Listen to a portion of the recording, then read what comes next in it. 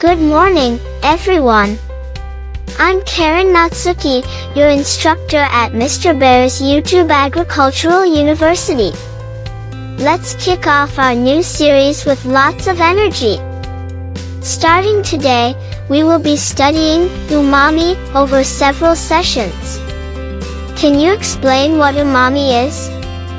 If you're thinking of kelp or bonito flakes, you're on the right track. After attending this lecture, you will be able to explain umami to your friends clearly. Today, we will begin by learning the basics of umami. Umami is the fifth taste, following sweetness, sourness, saltiness, and bitterness. These 5 tastes are called the basic tastes because they cannot be created by mixing other tastes. Umami is one of the fundamental tastes.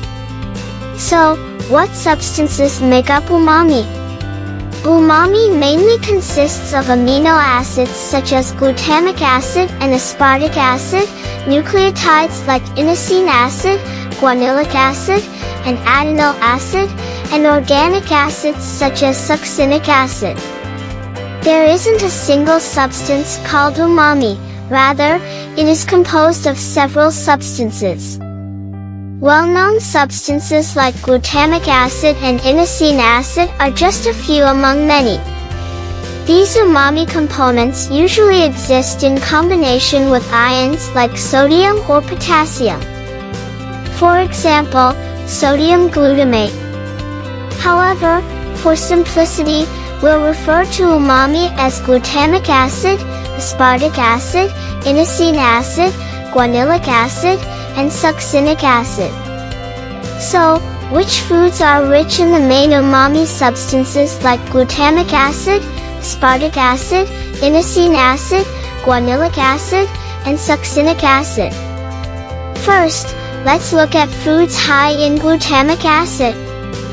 Foods rich in glutamic acid include kelp, green tea, soy sauce, dried tomatoes, Parmigiano Reggiano, fish sauce, tomatoes, oyster sauce, seaweed, shimeji mushrooms, miso, corn, prosciutto, and more. You can see that glutamic acid is found in a wide variety of foods. When you think of glutamic acid, kelp might come to mind, but there are many other foods high in glutamic acid. Next, foods rich in inosinic acid. Inosinic acid is abundant in dried and aged seafood like dried bonito and niboshi. It is also found in fresh fish such as horse mackerel, tuna, sardines, Spanish mackerel, yellowtail, sea bream, bonito, mackerel, cod, and dried young sardines. Additionally, livestock products like pork, chicken, and beef contain high amounts of inosinic acid. This shows that inosinic acid is abundant in seafood and livestock products. Unlike glutamic acid, which is found in vegetables, fermented foods, and dairy products, inosinic acid is not typically found in these food categories. When you think of inosinic acid, dried bonito often comes to mind. It is particularly abundant in dried and aged seafood. Therefore, dried bonito and dried tuna are especially high in inosinic acid. Next, let's talk about guanylic acid. The 3 major umami components are known to be glutamic acid, inosinic acid, and guanylic acid. Guanylic acid is found in high amounts in dried shiitake mushrooms, seaweed, cooked enoki mushrooms, and dried tomatoes. Dried shiitake mushrooms are known to contain the most guanylic acid. In contrast, fresh shiitake mushrooms contain little guanylic acid, and other mushrooms also do not contain much guanylic acid. It seems accurate to remember dried shiitake mushrooms as a key source of guanylic acid. Now, let's look at other umami components. Aspartic acid is abundant in bonito flakes, freeze-dried tofu, gelatin, soybeans, seaweed, and peanuts. Adenyl acid is found in large amounts in meat and fish. Lastly, succinic acid. Succinic acid is an umami component found in shellfish like clams and sashimi clams. There is also the amino acid umami component theanine, found in green tea and black tea. However, you don't typically taste umami when drinking black tea. It seems that the strength of umami varies among different components. Let's examine this in detail. If we set the umami strength of glutamic acid at 1, inosinic acid is 0.6 to 0.7, guanylic acid is 2.0 to 2.5, adenyl acid is 0.3 to 0.5, theanine is 0.3 to 0.5, succinic acid is 0.2 to 0.3, and aspartic acid is 0.1 to 0. 2. Most of the time, glutamic acid is the strongest and gives a pronounced umami taste. Therefore, if you feel a dish is lacking in flavor, adding an ingredient rich in glutamic acid can enhance the umami and make it taste better. On the other hand, guanylic acid has a distinct umami that stands out from the others. You can feel 2 to 2.5 times more umami compared to glutamic acid. Guanylic acid, particularly found in dried shiitake mushrooms, has an exceptionally strong umami. Intrigued by the umami of dried shiitake mushrooms, I did some research. A Japanese chef I admire who runs a Michelin-starred restaurant in Tokyo shared his thoughts.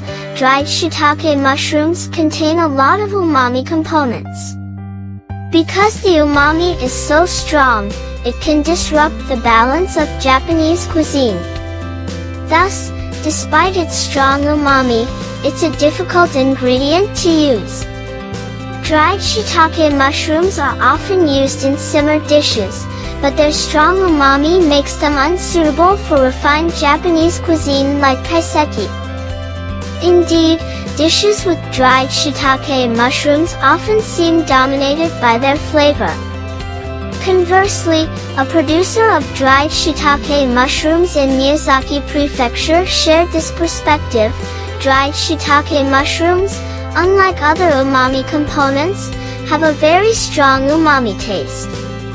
This is mainly because, while glutamic acid is quickly released after entering the umami receptors on the tongue, guanylic acid remains bound and thus prolongs the umami sensation. Many people use too much dried shiitake mushroom. Its umami is very strong, so just a little is enough. For example, when preparing sashimi with kelp, sprinkling a bit of dried shiitake powder can significantly enhance the taste. Dried shiitake mushrooms are remarkable. Their umami is so strong that they are generally unsuitable for refined Japanese cuisine. However, used sparingly, they can effectively enhance umami. I admire the honesty of the dried shiitake producer, who advised using just a little despite it being more profitable if people consumed more. In the interview, several points were noteworthy. The Japanese chef discussed the compatibility of umami components with dishes, noting that dried shiitake mushrooms are not suitable for Japanese cuisine. The shiitake producer highlighted how umami is enhanced. Although I plan to delve deeper into these points, we've run out of time for today. This was the first session on the basics of umami. We've learned that there are various umami components such as glutamic acid, aspartic acid, theanine, inosinic acid, and guanylic acid, and succinic acid. We also studied which foods contain these umami components. Glutamic acid is found in a wide range of foods, including vegetables, dairy products, and fermented foods, not just kelp. Inosinic acid is especially abundant in fish products like bonito flakes. Guanylic acid is found in large amounts in dried shiitake mushrooms. Additionally, we learned that each umami component has different strengths. While glutamic acid generally provides the strongest umami taste, guanylic acid can provide even stronger umami. Please explore which foods contain which umami components. Thank you for your attention. Next time, we will continue with the second lecture on umami. Look forward to it. See you next time. Goodbye.